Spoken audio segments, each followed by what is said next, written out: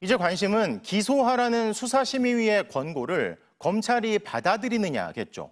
그런데 과거에도 수심위의 결론을 검찰이 수용하지 않은 사례가 있었다며 기소하지 않아도 이상한 건 아니란 얘기를 흘리는 이들이 있습니다만 자세히 살펴보면 수사하고 기소하라고 권고하는 걸 검찰이 마다한 경우는 한 번도 없었습니다.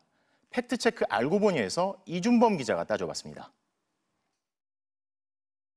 이번 김건희 여사 명품백 사건을 제외하고 지금까지 열린 수심위는 모두 15차례.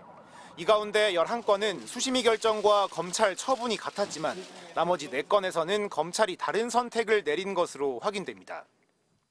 어떤 사례들인지 구체적으로 보겠습니다. 먼저 2건은 이재용 삼성전자 회장과 관련된 사건입니다.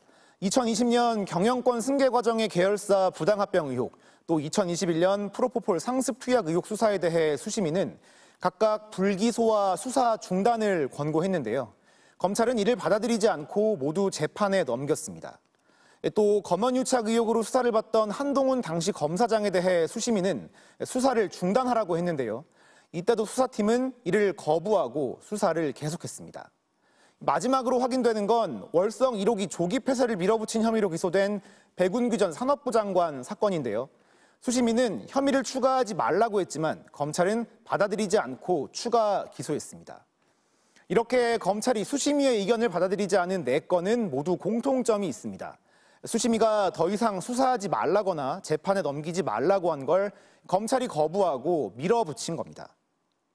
반대로 수심위가 재판에 넘기라고 한 걸 검찰이 거꾸로 불기소한 사례는 지금까지 한 번도 없었습니다.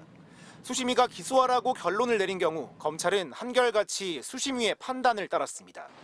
이태원 참사와 관련해 김광호 서울경찰청장에게 법적 책임을 묻는 걸 주저하던 검찰은 수심위 기소 권고가 나오자 나흘 만에 기소했고, 장기간 수사를 끌어 논란이 됐던 아사히글라스 불법 파견과 고 김홍현 검사 사건에서도 기소하라는 수심위 판단을 곧바로 받아들였습니다.